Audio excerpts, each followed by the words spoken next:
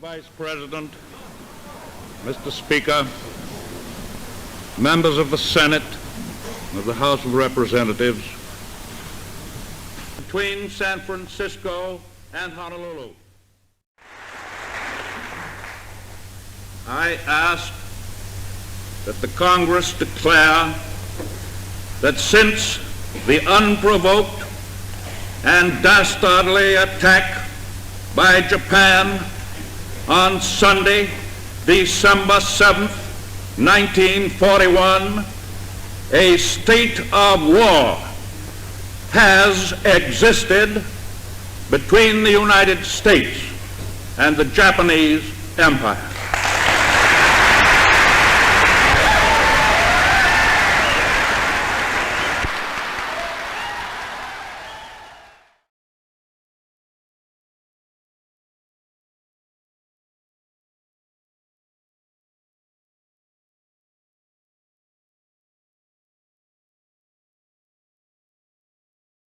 Hi guys, we're back with the final reveal video on the Pearl Harbor group build, hosted by Charlie Mack here on YouTube. And we did the 1/48 scale Curtiss P-40B Warhawk. We decorated it up for Second Lieutenant George Welch's plane. He was with the 47 Pursuit Squadron, 15 Pursuit Group, stationed at Wheeler Field in Oahu, Hawaii on December 7th, 1941. And he was one of the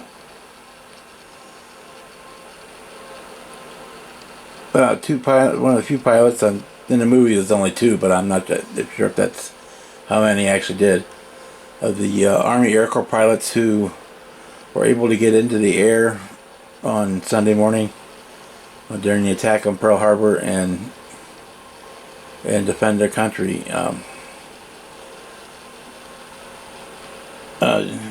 George's plane was actually not at Wheeler Field on the morning of December 7th. It was in Haleiwa maintenance runway, which was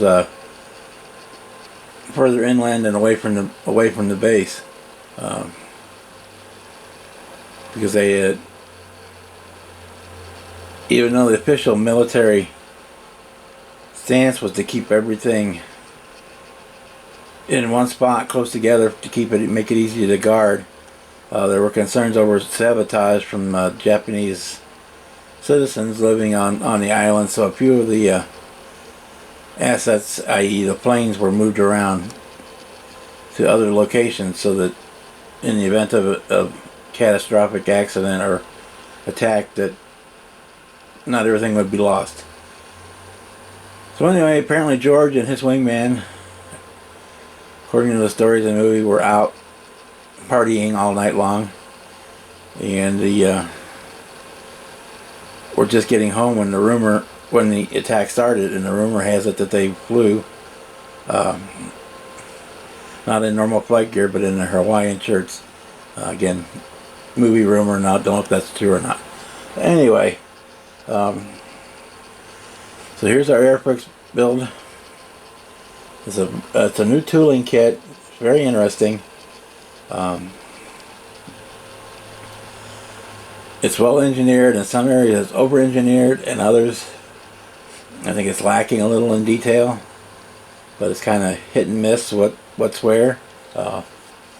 Fit was pretty good. Just judging by the parts in the box, there's going to be a different variants available, because there were parts for like our photo recon version, different gun options other than what we used in the kit, in the parts bay, and things like that, showing that they had the option to add, swap out a sprue or two and change up the kit. Went together pretty well. Very little putty needed. The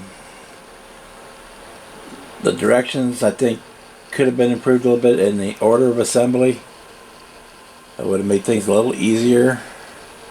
like for putting on the wings, the way they have you do it, I think was not the best way. It worked, but it created issues with the fitment a little bit. I think according to the instructions, they want you to put in the fillets first and then add the wings. I think if you put the wings and got them mounted first and then fit the fillets in, that you would get a better overall fit and be easier to trim and adjust to make sure everything fit right. Same thing with the cockpit. The cockpit is an engineering marvel. It goes together perfectly. It has great detail and it's lacking in detail at the same time. Whatever controls are in there, most of them are decals. But then the background detail is there, the framework and whatnot. It just screams out for an Eddard photo etch cockpit kit. And then there's no, there were no straps or hints of straps. Again, another part that we'd need to add. It is you're able to build it. It comes with optional parts to build it with the gear up or gear down, which is nice. You get different canopies for whether you want it open or closed. It does come with a pilot figure. I chose not to put that in here on this one, but it is there. The only thing that I'm really unhappy with on this kit, which is not really unhappy, was my own choice and mistake. The color I used was just too dark. The olive green that I used. And when I put it on, it looked too dark, and I knew it was too dark, but I kept telling myself that once I weather it and put a flat coat on it, it was going to lighten it up, and I was worried that the olive color that I should have used would have been too light. It's not real bad as you can see, but it's not quite the color that the quite drab olive that I was looking for. It doesn't have quite enough brown. It's too dark and doesn't have enough brown in it.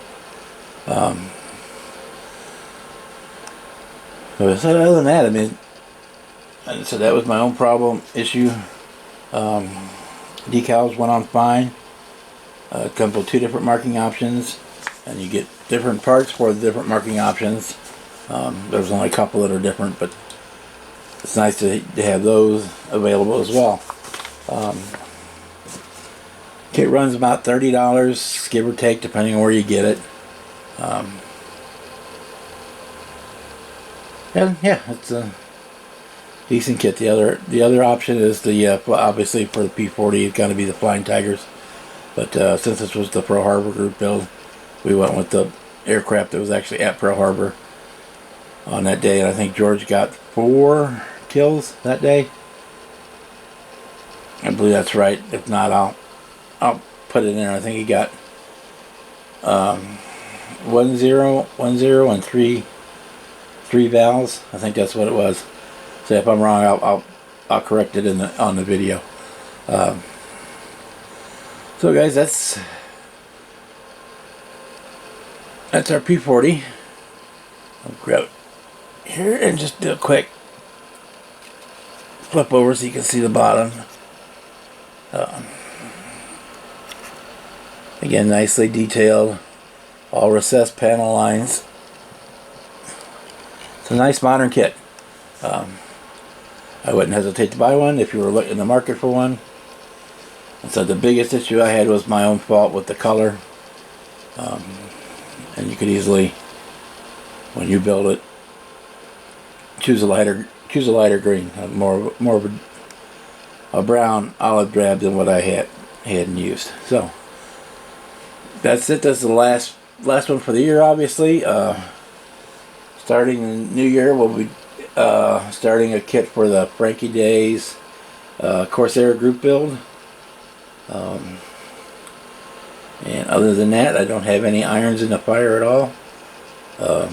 We'll see what comes up. Something always does. I mean, I've got more than enough stuff here to build. A lot of times it's just trying to decide what to build. That's where I like group builds. Because it comes up, and say, oh yeah, I've got one of those and I can build it. So we're starting a waffle, so there'll be some pictures at the end of the video. Happy holidays, Happy New Year. We'll see you in 2022. And have a good day, guys. Good night.